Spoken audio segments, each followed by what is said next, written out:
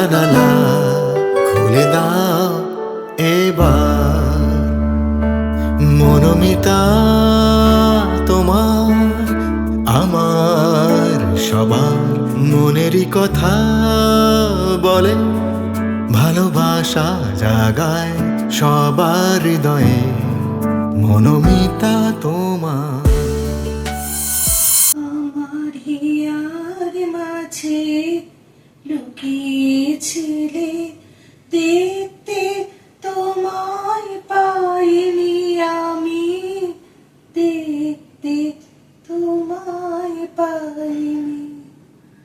আমার হিয়ার মাঝে লুকিয়েছিলে। আজকে এমন একটা সুন্দর গান দিয়ে আমাদের মনোমিতার নতুন এপিসোড আমরা শুরু করতে যাচ্ছি। কেমন আছো সবাই? ভালো আছো তো? নিশ্চয়ই ভালো থাকারই কথা। যারা আমাদের এত ভালোবেসেছে, মানে আমাদের মনোমিতাকে এত ভালোবেসেছে, তারা তো ভালো থাকবেই। কেন কি আমাদের মনোমিতার তরফ থেকে সবার জন্য রয়েছে অনেক শুভেচ্ছা, অনেক ভালোবাসা।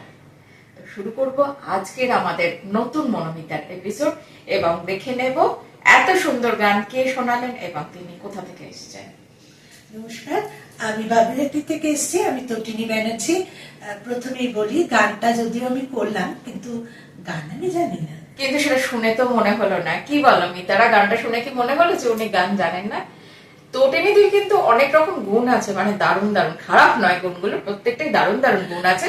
সেগুলো কি কি ক্রমশ আস্তে আস্তে যত এপিসোড এগোতে থাকবে তোমরা সবাই জানতে পারবে।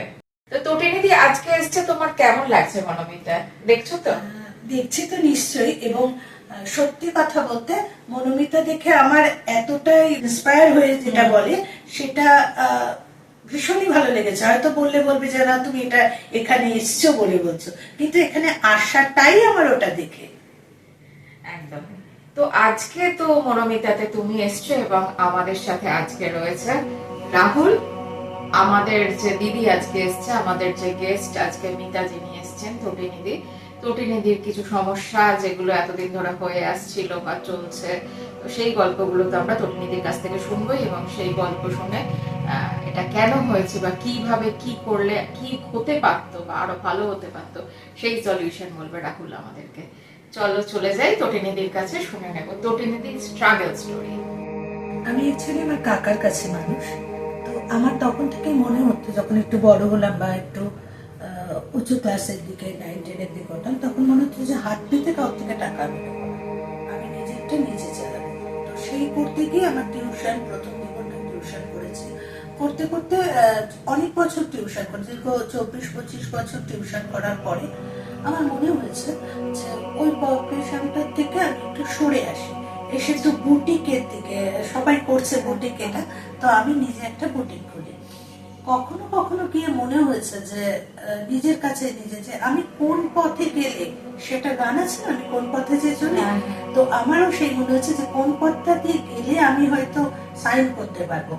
তো সেটা হয়তো আমার সেইভাবে গাইডেন্স পাইনি, কিন্তু আমি বরাবরই ভাবতাম। আর কিছু আমি তখন তো এত মোবাইলের যুগ ছিল না, আমি বিভিন্ন বই পড়তাম, তখন খনামার বচনগুলো আমরা শুনতাম। হ্যাঁ, তো সেইগুলো দেখে দেখে আমি এগোতাম। আমার কিন্তু বরাবরই জ্যোতিষের উপর একটা আস্থা ছিল। মানে তটিনীদি, যেটা আমরা বুঝতে পারছি যে প্রপার জ্যোতিষ যে গাইডেন্সটা হয়, মানে অ্যাস্ট্রোলজিক্যাল গাইডেন্স যেটা হয়, যেটা দরকার ছিল একটা সময় লাইফে, কিন্তু সেটা তুমি পেয়ে ওঠিনি, পাইনি। তারপর ওখান থেকে আমি নিজের মতো করে বাচিক শিল্পী হই। আস্তে আস্তে সমস্ত গ্রুপের সাথে নাটক করতে থাকি, মঞ্চ নাটকও করেছি, কিন্তু শ্রুতি নাটকটাতেই আমি বেশি ইনভলভ হয়ে গেলাম। তারপর কোথাও গিয়ে আমার কবিতা লেখা শুরু হলো। তো এখনো আমার এসে মনে হচ্ছে যে আমি তো কোনোভাবে সেইভাবে জ্যোতিষের পথ প্রদর্শন করিনি। তো এবার দেখি না, জীবনের রাতেরটা বছর তো কাটিয়ে দিয়েছি, এবার কোনো একজনকে নিয়ে একটুখানি যদি আমাকে গাইড করে দেন, তাহলে হয়তো আমার লাইফটা 50 এজের পরও দেখতে পারে। একদম, কেন দেখবে না? আর তোমার এই লাইফটা দেখানোর জন্যই আমাদের মধ্যে আজকে রাহুল উপস্থিত রয়েছে। তোমার যে সমস্যাগুলো তুমি বলো বা তুমি যেরকম মানে গাইডেন্স চাইছো, সেটা হয়তো কিছুটা হলেও রাহুল তোমাকে এখন আপাতত আমাদের এই মনোমিতা সেটের মধ্যে কিছু অন্তত তোমাকে পথ দেখাতে পারবে। বাকি ইন ডিটেল তুমি এবং তোমরা যারা জানতে চাইছো তারা কিন্তু দেখো অনস্ক্রিন রাহুলের ফোন নাম্বার যাচ্ছে, রাহুলকে ফোন করে অ্যাপয়েন্টমেন্ট নিয়ে রাহুলের সাথে তোমাদের সমস্যার সমাধান করতে পারো এবং অভ্যর্থ সমাধান পাবে, এটা আমি বলতে পারি। কেন কি রাহুল আমার বহু বছরের পরিচিত একজন বন্ধু। খুব ভালো লাগলো তটিনীদির ব্যাকগ্রাউন্ডটা শুনে। উনি একজন তো শ্রুতি নাটক করেন বা বাচিক শিল্পী। ওনার শুক্র কিন্তু খুব স্ট্রং আছে, খুবই বলবান শুক্র ওনার ছকে রয়েছে। তো সেই জন্য কিন্তু উনি এই ক্রিয়েটিভ লাইনের দিকে উনি আস্তে আস্তে ঝুঁকেছে এবং এটা খানিকটা ওই ভাগ্যই ওনাকে নিয়ে গেছে। প্রথম দিকে ওনার যথেষ্ট স্ট্রাগল ছিলেন, ছোটবেলায় মাত্র 1 বছর বয়সে বাবা মারা গেছেন। এর কারণ অবশ্যই আছে, কারণ ওনার চার্টে শনি ডিস্টার্ব আছে। তো শনি যদি খুব ডিস্টার্ব থাকে তাহলে অনেক সময় দেখা যায় যে পিতা বা পিতৃস্থানীয় কারোর কোনো কিছু প্রবলেম হয়, যেটা ওনার প্রবলেম হয়েছে। কিন্তু উনি খুব একদিক থেকে ভাগ্যবতী বলবো, কারণ ওই আবারও বলবো শুক্রের জোরে, এছাড়া শুধু শুক্র না, মঙ্গলটা আমার খুব স্ট্রং আছে। মঙ্গল আমাদের সাহস, শক্তি, ধৈর্য শক্তি এবং কিছু করার মানসিকতা, অর্থাৎ না হেরে হেরে আমি যাব না, এরকম মানসিকতা মঙ্গল থেকে আসে। তো ওই মঙ্গল শুক্র এই গ্রহগুলো ওনাকে কিন্তু এগিয়ে নিয়ে গেছে। জ্যোতিষে বলা হয় ভাগ্য এবং পুরুষাকার সমান্তরাল ভাবে চলে। অর্থাৎ শুধু ভাগ্য দিয়েও কিছু হয় না, শুধু পুরুষাকার মানে হচ্ছে আমাদের নিজস্ব প্রচেষ্টা, শুধু ওইটা দিয়েও কিছু হয় না। মানে দুটো একসঙ্গে যদি সমান্তরাল চলে তাহলে কিন্তু আমরা একটা জায়গায় পৌঁছবই। তো ওনার চেহারার মধ্যেও যথেষ্ট পার্সোনালিটি রয়েছে, যেটা খানিকটা রবি, মঙ্গল এবং শুক্রের মিলিত প্রভাব ওনার মধ্যে একদম, মানে ওনাকে দেখে বেশ একটা সুন্দর, মানে যে কোনো মানুষ অ্যাট্রাকটিভ হবে এরকম একটা রয়েছে। দেখেছো দিদি, আমাদের জ্যোতিষ দাদাও কি বলছেন? জ্যোতিষ দাদার কথাটাই আর কি এটাই বলি যে আপনি এই মুহূর্তে যে কথাটা বললেন যে ক্রিয়েটিভ দিকটা আমাকে খুব হেল্প করবে, শুক্র যেহেতু আমার তো সেই অর্থে আমি দেখলাম হঠাৎ করেই আমি কিন্তু কবিতা লিখতে শুরু করেছি।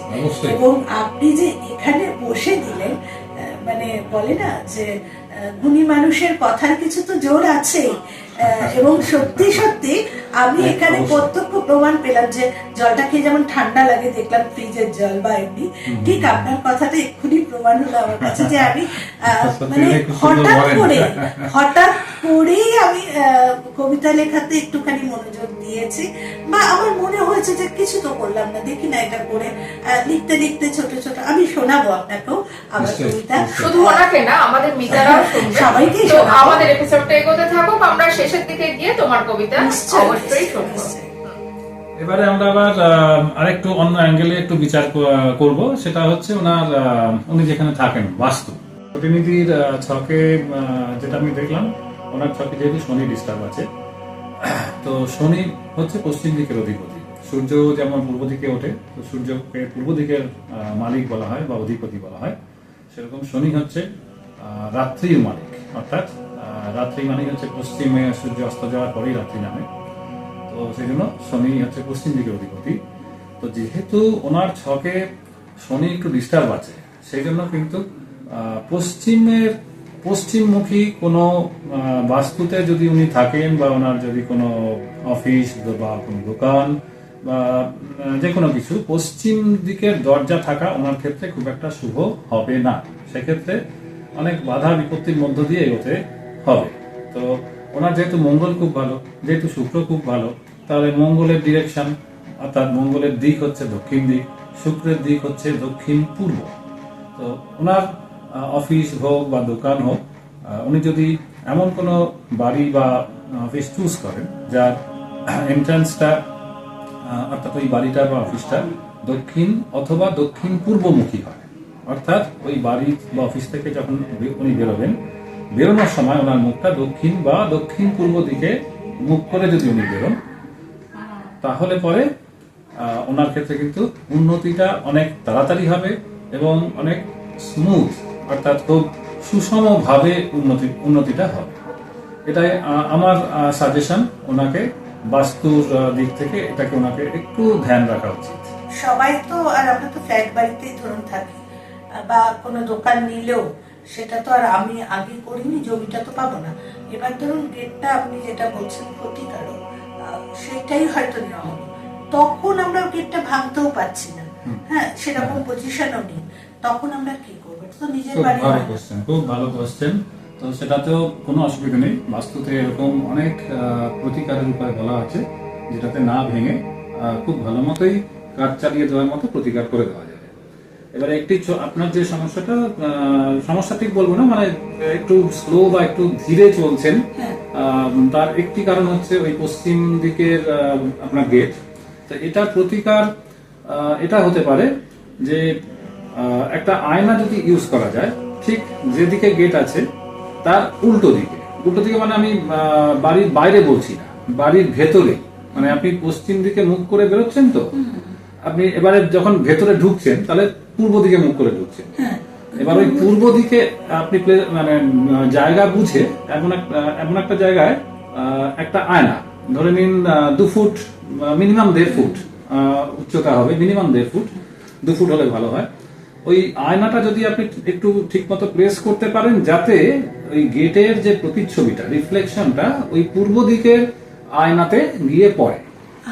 এইটাতে কি হবে, আপনার ভার্চুয়ালি পূর্ব দিকে আপনার গেটটা, আপনি যখন ঢুকছেন তখন আপনি আয়নায় দেখতে পাচ্ছেন যে আপনি গেটে ঢুকছেন, সেটা পূর্ব দিকে, ঠিক আছে? মানে পশ্চিম দিকে অরিজিনাল গেটটা, কিন্তু তার রিফ্লেকশন উল্টো দিকে যেহেতু আয়না আছে, সেজন্য আপনি গেটটা আপনি পূর্ব দিকে হয়ে যাচ্ছে। তো এইটা করাতে কিন্তু অনেকটা প্রতিকার হয়, এটা আমাদের অভিজ্ঞতায় আমরা দেখেছি। এটা খুব প্রাথমিক একটা প্রতিকার, এটা আপনি একটু করে দেখুন। দেখুন, বিশ্বাসে মিলায় বস্তু তর্কে তর্কে বহু। বহু। তো প্রতিকার যখন আপনি বলেছেন আমি অবশ্যই করব। একদম। আর আমার মনে হচ্ছে যে এই টুকরো টুকরো জিনিসগুলোর জন্যই আমাদের মতো প্রত্যেকের, আমি মনে করি আপনাদের নিশ্চয়ই, মতো নিশ্চয়ই, মানুষের নিশ্চয়ই। কাছে আসা, দেখুন ডাক্তারের কাছে যাই রোগ সারাতে, আর আপনাদের কাছে আসি আমরা আমাদের জীবনটাকে ঠিক, ঠিক। সারিয়ে নিতে। হ্যাঁ, তো হ্যাঁ, সেই ঠিক কারণে কথা। আমি সত্যিই বলি যেগুলো আমি খুব মানি। আর আজকে আপনার কথা দিয়ে মনে হচ্ছে যে না, আমরা হয়তো দেখুন পুরোটা তো কেউ পাবো না, কেউ সম্ভব না। কোটিপতি হয়ে যেতে পারবো না। না, কিন্তু কিছুটা তো রিকভার হবে। অবশ্যই, অবশ্যই, এবং মনের একটা অবশ্যই। জোর বাড়ে যখনই কোনো আমরা জ্যোতিষের কাছে যাই বা শুনি নিশ্চয়ই, তার নিশ্চয়ই, নিশ্চয়ই। বক্তব্যগুলো, তখন মনে হয় যে তিনি তো কিছু শিখে আমাদের দিচ্ছেন। ন্যাচারালি আমাদের একটা মনের জোর সেখানে এই মনের এসে জোরটাই যায়। আসল, এটাই মনের আসল, জোরটাই আসল, এবং একদম। এটা নিয়ে আমরা এগিয়ে চলবো। তো একদম। থ্যাংক ইউ রাহুল দা, আপনাকে মানে আমাকে আপনাকেও এই হেল্পটা করার জন্য, এই না, এখানে হেল্পটার হেল্পের জন্যই কোনো আপনার ব্যাপার নেই, কাছে এই আসা। সবই হচ্ছে আমাদের সংযোগ।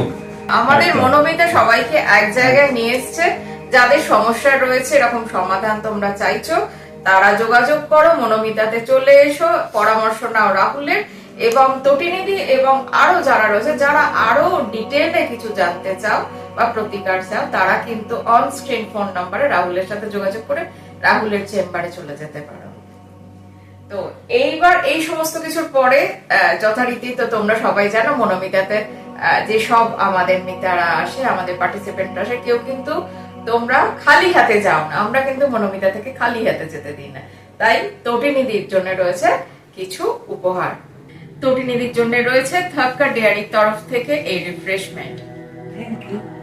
আরো রয়েছে মা হোমিও ফার্মেসির তরফ থেকে এই মেমেন্টো তোমার জন্য। মা হোমিও ফার্মেসি হচ্ছে অথেন্টিক হোমিওপ্যাথি মেডিসিনের একটা স্টোর, যেটা কি না শ্যামপুকুর থানার ঠিক বিপরীতে শ্যামবাজারে।